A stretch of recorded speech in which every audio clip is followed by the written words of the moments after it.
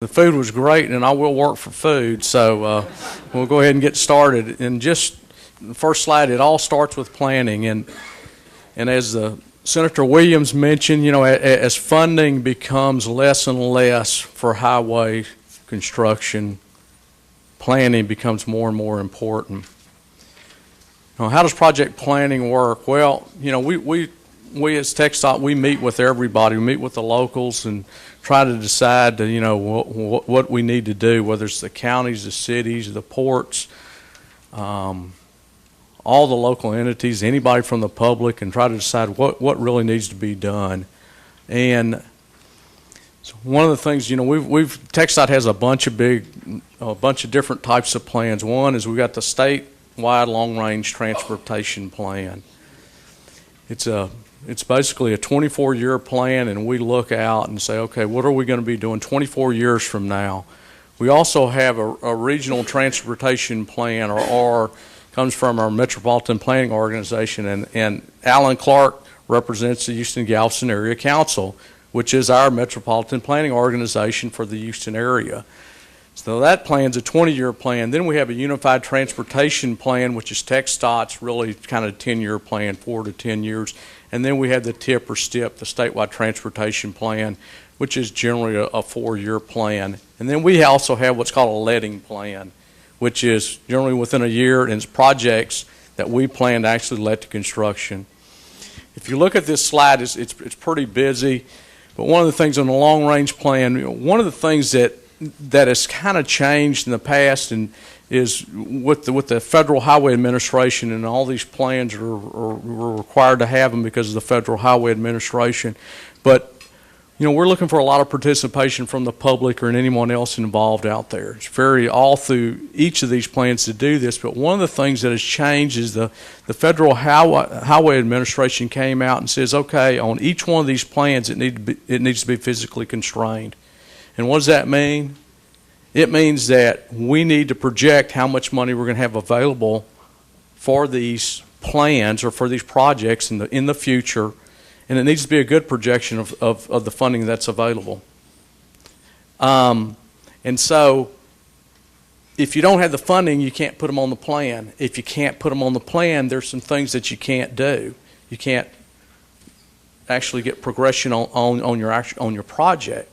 May hold back on what you can do environmentally or major investment studies, or if you can even go purchase right away for these projects. So it's like, okay, if you don't have money, and the federal government says we're not going to give you money because you don't have money, it's kind of like if my boss said, well, I would like to give you a raise, but you don't make enough money. And so you can't have it. And that's one of the things that we are actually running into is we started looking back about a couple of years ago when we started doing the long-range plan, and we took a bunch of projects that were in the long-range plan off. We took off, I don't know the whole number, but for TxDOT it was 60, probably 60 billion, 70, just us. You know, took these off of the plans that we had available. So $60 billion worth of projects. Now, it's like we may not get $60 billion in this 20-year period or 24-year period, but if you don't have these projects in the plan, it becomes an issue if for some reason someone drops some money in our laps. You know, if y'all remember the economic stimulus that was, or the American Reinvestment and Recovery Act that happened, you know, they're talking about something similar to happen again. Well, the economic stimulus portion of it, I think it was actually before a lot of those projects were on our long-range plan. Now we've taken all these projects off because we were physically constrained on these things now. And so if someone dumps money in our laps, I'm not so sure what we're going to be able to do with it other than trying to actually amend plans, and then that takes some time and some effort to do it, and whether the FHWA will allow us to actually amend or add these projects back into the plan.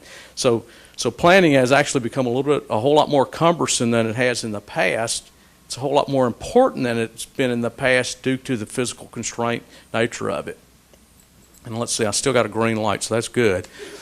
You know, once again, as we go through here, you know, like I said, this thing is very long term. If you look at this, it goes out about 20 years.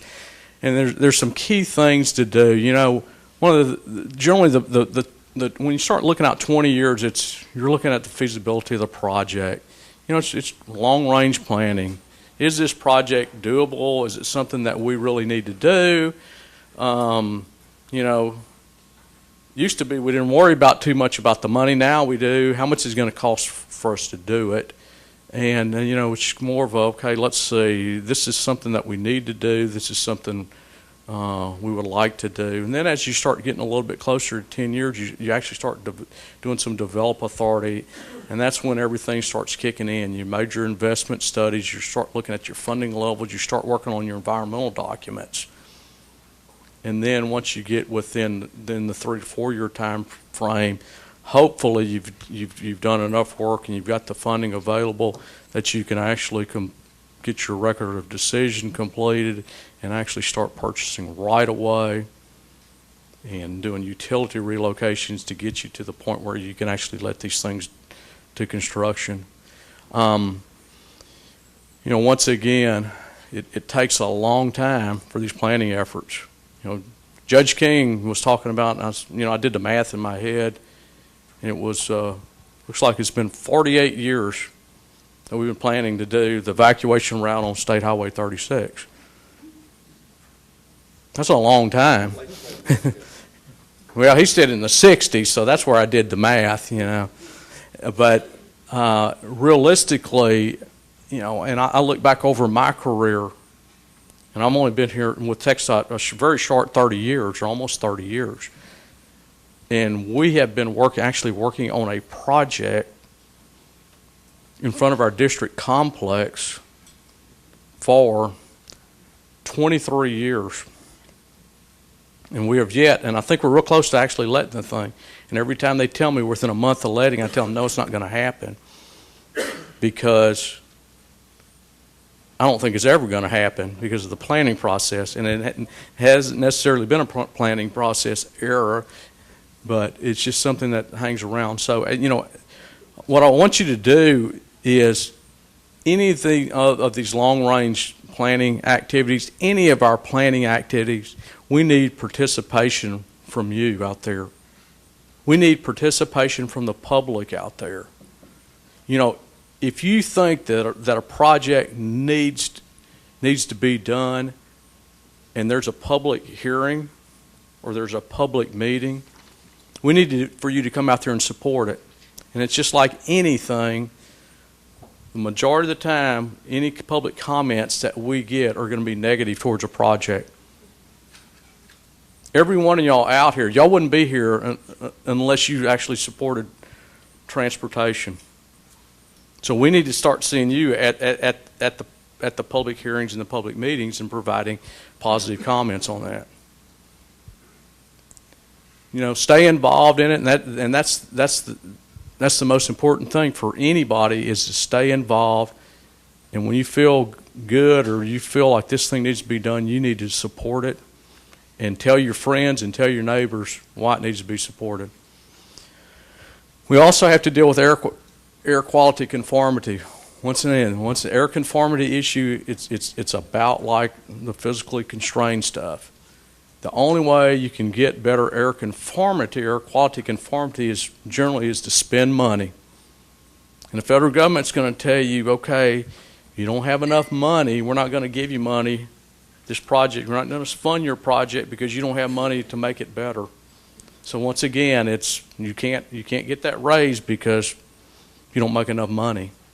So I don't know how we get over that hurdle other than we have to have better funding mechanisms that are out there now. You know, Senator Williams talked about all the different funding mechanisms that the state can do. The federal government, it's another animal that they're discussing right now on how do you fund transportation in the future from a federal perspective, which we have the same problem from a state perspective. I've got a yellow light, so I'm gonna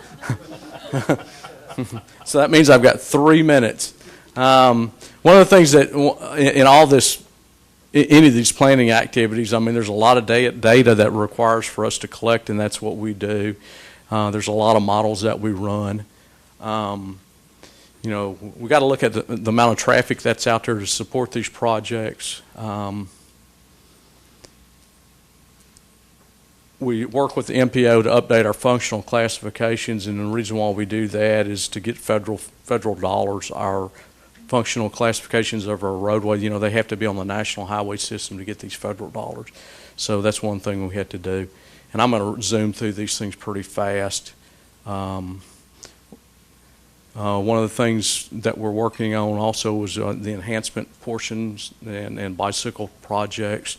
The next thing is the rail study. Currently, TxDOT has a study, and we have received $15 million for the study to look at high-speed rail corridor between Dallas and Houston.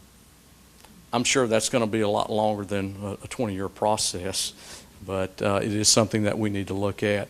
And then we're actually looking at some of the stuff on Interstate Highway 69, and we are heavily involved in that from a district perspective and a statewide perspective. So with that completes my presentation, and thank you. Thank you, Mike.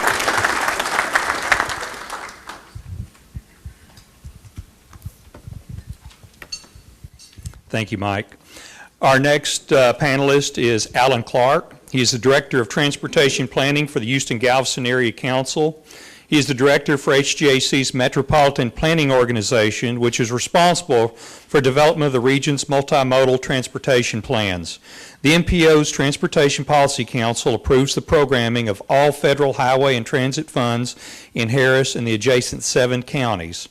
Mr. Clark's responsibilities also include coordinating the Houston-Galveston area's response to mandates contained in the Clean Air Act amendments of 1990. In 2009, Mr. Clark was presented with the Anchor Award for Transportation Excellence in the Houston-Galveston area. He was also made a Texas Road Hand by the Texas Transportation Commission in 1995 for his significant contributions to retooling of the transportation planning process. In 2005, he was named a member of the Transportation Research Board's Policy Study Committee on Climate Change in U.S. Transportation. In 2006, he was also appointed to the Federal Advisory Committee on Impacts of Climate Variability and Change on Transportation Systems Infrastructure Gulf Coast Case Study. You surely could have come up with an acronym for that. I'll tell you. He is currently a member of the National Academy of Sciences Oversight Committee of the Second Strategic Highway Research Program, and he's been a transportation planner with HGAC since 1983 and has managed its transportation air quality program since 1986. Prior to coming to HGAC, he worked as a transportation planner with the Metropolitan Transit Authority of Harris County and as a traffic engineering consultant. He holds master's degrees in civil engineering and city and regional planning from Ohio State University. He completed his undergraduate degree in business administration from the University of Tennessee in his hometown of Knoxville, Tennessee. Alan, thank you for being here today. Thank you, Matt.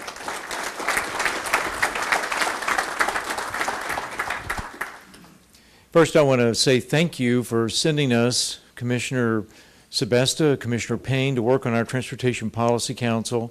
They're extremely strong advocates for transportation needs in Brazoria County, but they also have the big picture view and understand that our road system needs to work across our region, that sometimes projects even in a neighboring county can be good for Brazoria County.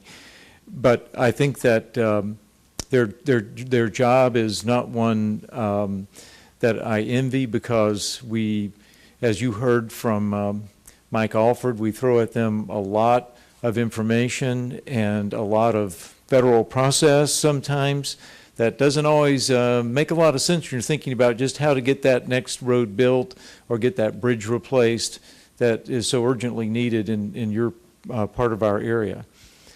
I do want to bring you some good news today. We just gave you a handout, and let's take the good news first. Turn to the second part, which shows the dots on the map, and flip to the back of that. You'll see something in the range of around 41 million or so of new projects that we're looking to fund right away, almost immediately here in Brazoria County. Our technical advisory committee that Gerald Roberts serves on met this morning and have recommended that these projects be added to our 4-year implementation plan. We call that the Transportation Improvement Program. And these are being funded largely through some additional formula funds, but also the Proposition 12 bond program. So your bond program dollars are coming back to you in these projects. And these will be in addition to all the other things that we already have in our 4-year program of projects. That is, if Matt approves them when we meet with the Policy Council near the end of the month. So moved. Now for the more sobering part, and sort of as an illustration for the things that you've heard this morning, both from the Senator and from Mike, I wanted to talk to you a little bit about one of our favorite projects that hasn't happened, State Highway 36. And you have a map that has Highway 36 outlined in 3 colors. And like a good traffic engineer, green is really good. That means that's something that's funded and happening. Blue is pretty good. That means that we've got it in the plan, and we think in the future we'll be able to fund it and make it happen. And red is not so good. That means that we really need to do it, but we don't have the dollars today. If you look at the back of that page, you'll see the various projects identified in those colors. And to illustrate what Mike was saying, on State Highway 36, when we went back and said, okay, given what the state has told us they can afford to do over the next 25 years, how far does that money go across the projects that we need to do in our 8-county region? We had to take out $500 million of needed investment just in this State Highway 36 corridor. Now, I hope you react to that in several ways. One, hope you think, gosh, $500 million? I didn't know it was going to cost that much. Well, quite frankly, we didn't either. When we first started planning State Highway 36 and making it into a 4-lane highway, the price tag was considerably less. But this reflects a lot of things that have happened over time. The fact that our highway projects have to address a lot of environmental issues, particularly drainage. We have these go through a number of really important communities, and therefore they need to be friendly to those communities, include things like sidewalks, curb and gutter. They may need to be grade separated over some railroad tracks, and fortunately Brazoria County is helping to get some of that work done. But this also goes into Fort Bend County as well. That wasn't all in Brazoria County, but like I said, Highway 36 got to connect. If you're driving Highway 36 and you want to get away from a hurricane, you're not going to stop at the county line. No, you want to go on up to Interstate 10 or to US 59. And so this shows the impact of some of the funding reductions that we were dealing with this last year. I have some slides, and could I have the next one, please? Or, oh, there's a clicker here. All right, let's see if I'm technology challenged. This is just going back through some of those slides I gave you. You can see we don't always unfund Brazoria County. We unfunded Fort Bend County significantly on State Highway 36. Fortunately, the bypass there at Richmond-Rosenberg, the southern half of it, you know, the part north of 59, has been improved. The southern part is in our TIP, so that's good news. Then going on down through Brazoria County, I wanted to emphasize the important role that local governments, our cities and counties, play in getting projects done even on the state highway system. When you think about our transportation network, all the local roads, major thoroughfares, state routes and interstates that you drive on, 70% of all the money being spent is being spent by local governments and local transportation agencies. People like your Brazoria County Transit Authority. Transit Authority, I mean your Toll Road Authority, the Harris County Toll Road Authority, the Metropolitan Transit Authority. Most of the money being spent that we show in our TIP starts here and stays here. Now, all the rest of it started here too. It just had to take go to Austin first and to Washington first and back again 2 or 3 times. But over the last 10 years and even prior to that, the decline in transportation funding, if not in absolute dollars, in what it could actually buy at least, has been made up by local governments who are basically bootstrapping themselves to make sure that critical investments that are needed to achieve the kind of economic development goals, the kind of lifestyle that their communities, the residents of their communities want, they have been going into bond programs, creating special districts, creating organizations like our county toll authority. One of the hardest budget years many of them had seen. And I'm very proud of what they've done. We're trying to make the absolute best use of every dollar that they've given us from the Proposition 12 bond program and other sources. And TxDOT is leveraging its revenue by working with local governments like Brazoria County, which in some cases is on a state route, providing much of the upfront work for planning, engineering, and right-of-way acquisition, and then is actually financing construction that is in some cases only partially paid back by the state. And this is true all across our region and all across our state. Brazoria County, Fort Bend, Montgomery County, could name many that are taking the leadership in helping to get these projects accomplished. The state of Texas, too, I think, is been doing a fantastic job of trying to stretch the resources that it has. You've heard about the way in which TxDOT is trying to create more effective public-private partnerships in delivering its projects, and they are doing this in a very thoughtful way. One good example is the US 59 I-69 corridor. I know it doesn't come through Brazoria County, but it is a major trade corridor, and the Port of Freeport certainly understands its importance, and we will need to improve all the connections to it. With that corridor, they are now working with a series of grassroots committees made up of local elected officials, business leaders, and others to talk about what those improvements are, and they are trying to build this project from the ground up rather than the top down.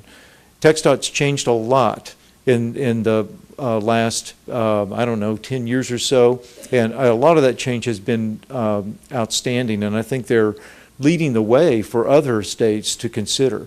What we haven't done is given them some of the basic financial tools that you heard from Senator Williams, and that's going to take, I think, the leadership of groups like this, because as you heard the senator say, most persons are still fine with the highway they happen to be driving on, or at least most of them are saying that. I don't know how many times they have to get their car lined because they hit that pothole. And quite frankly, I hope it doesn't take a major disaster in our state, a bridge falling down, or something of that nature happening, for our citizens to begin to understand the consequences of delaying the funds that we need to maintain the system that we have or to improve it. This last census period, most of you all know in our 8 counties that touch all around Harris County, we added 1.25 million people. Now that exceeded everybody's forecast, including the ones that we worked on. That if you do the math, that means that on an average day, 350 people either were born or moved here. And if that continues, in just a very short amount of time, we're going to add 2.5 to 3 million people to our region. That's what our long-range transportation plan forecasts. Right now, the levels of congestion that we're showing in this plan, because of the reduction in highway spending, are so great, I stopped my planning staff and said, wait a minute, I don't think this is the real world. People aren't going to sit in traffic for an hour or two to try to make what used to be, a 30-minute trip.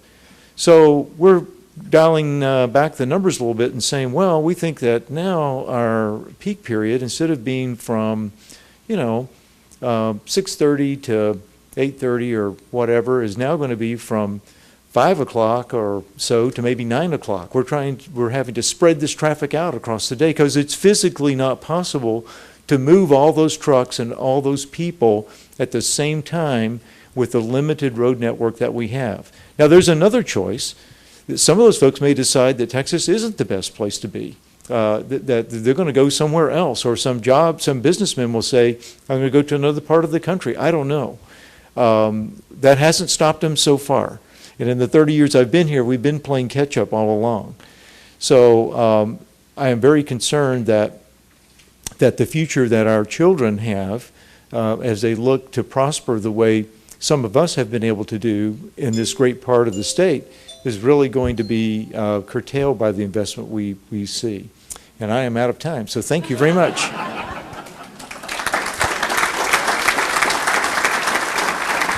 Thank you, Alan.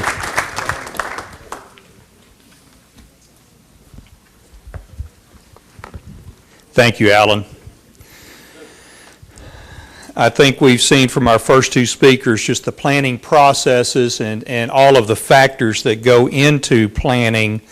You can understand a little bit why the time frame is what it is, as well as dealing with the lack of funding. Our next speaker is our very own Gerald Roberts. Gerald has a Bachelor of Science in Civil Engineering from the University of Texas at Austin, and he has been the Brazoria County engineer since February of 2002.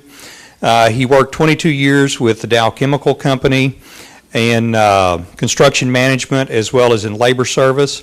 And prior to that, 10 years with the Chicago Bridge and Iron Company in the contract administration construction management field. He has formerly held office with the Angleton City Council, both as councilman and mayor, and also served on their planning and zoning. He serves on the Economic Development Alliance of Brazoria County's Infrastructure Committee. As Alan said, the Technical Advisory Committee for the Transportation Policy Council, the Southern Brazoria County Infrastructure Committee, the Brazoria County Subdivision Regulation Committee, and also serves on the Chocolate Bayou Drainage Improvement Committee. Gerald?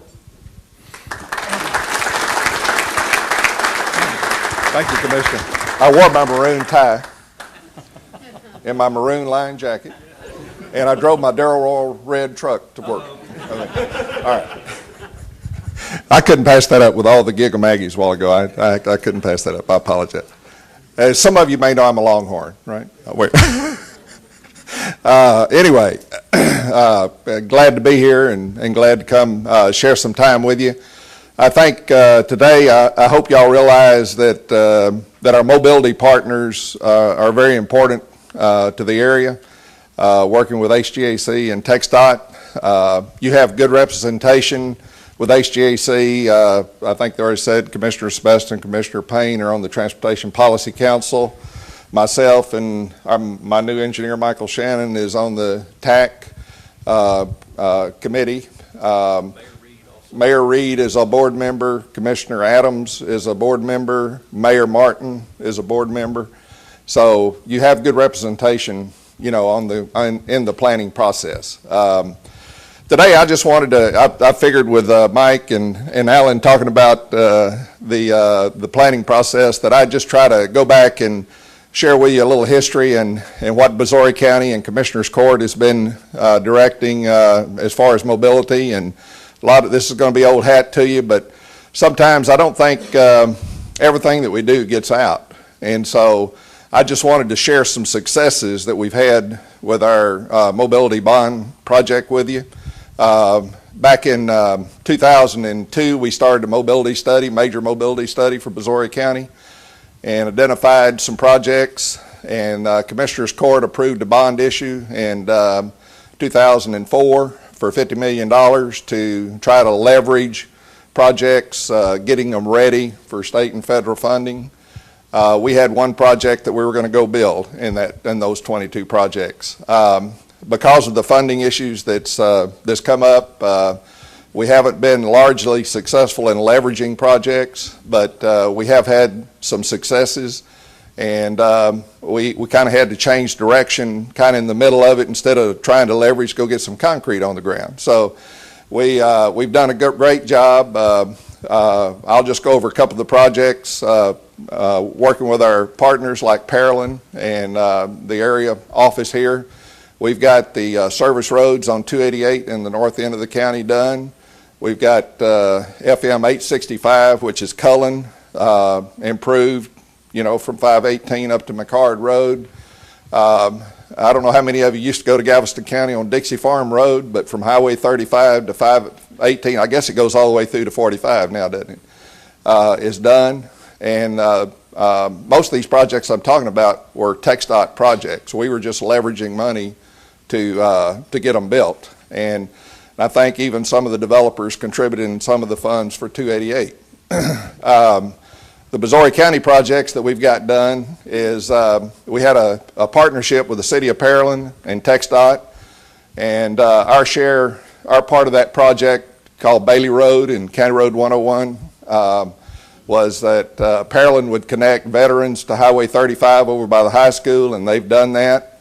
Missouri County was going to connect Silver Lake to 288 over the All-American Canal, or the Gulf Coast Water Canal, and that's done. That was our first mobility project, 4-lane concrete divided boulevard, kind of a paradigm shift for a county to be building those kind of roads. But anyway, that was our project that we got done.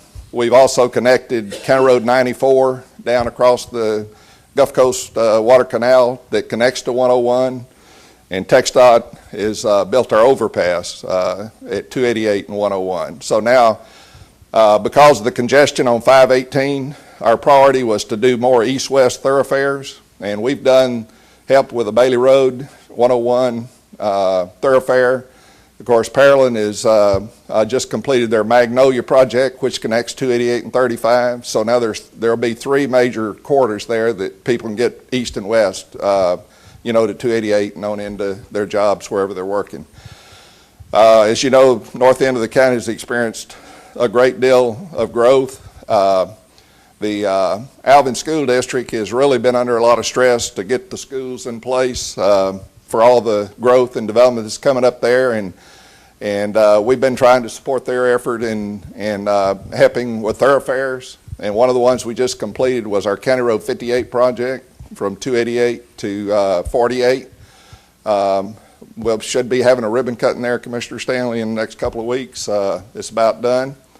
Good looking project. Every time when you go over that overpass there at County Road 58, just look off to the west and you'll see this nice project out there. But we've actually, part of that project had a big drainage component. There was really no drainage in that area, and we put in some big ditches and some detention ponds and to make all that work. So those are all successes. In addition, as part of our $50 million, we had dedicated $5 million originally, and now it's about $6.1 million of the bond funds are going to State Highway 36.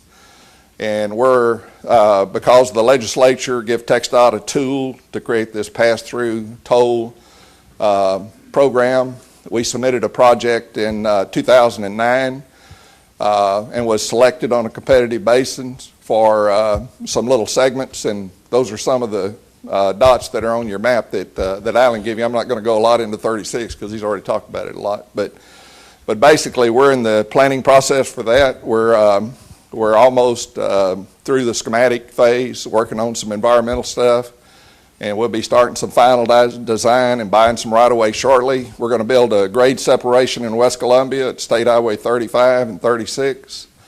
We're going to upgrade through the city of Missouri for 5 miles from 2 lanes to 4 lanes and upgrade all the traffic signals and do some intersection realignments. And then we're working with another one of our mobility partners, and you don't hear much about that, but the port actually is a mobility partner. And we're going to build another grade separation at where State Highway 36 dead ends into 1495. And the port is putting up the local leverage on that project. So, and that's about $12.5 million. So, your district, Port District, is doing great. Okay. And in addition to that, it looks like if TPC approves the plan that the TIP subcommittee and the tech and everything is done, where it looks like we're going to get our County Road 220 project funded in 2013. And that will include a overpass over the UP railroad track there at County Road 220, and it will connect 288 to FM 523.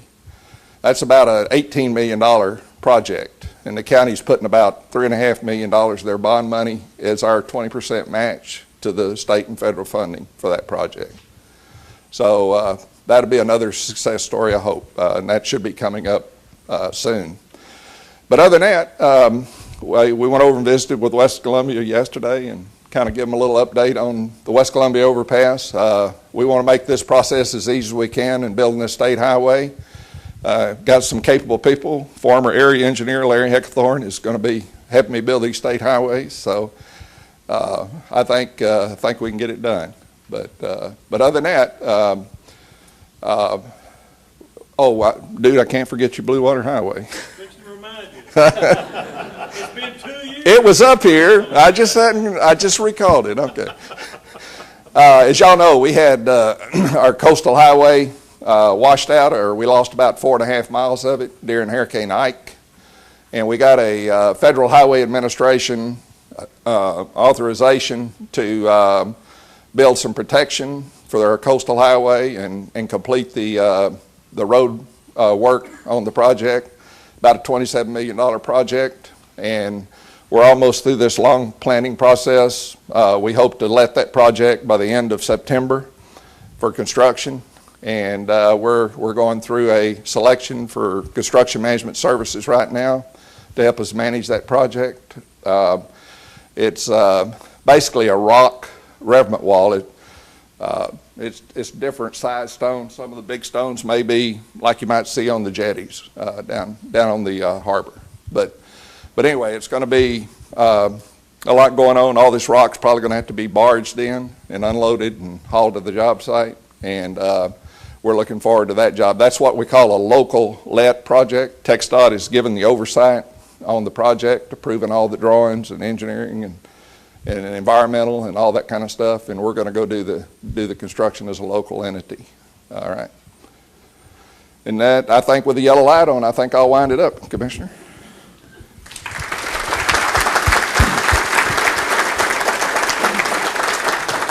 Thank you, Gerald.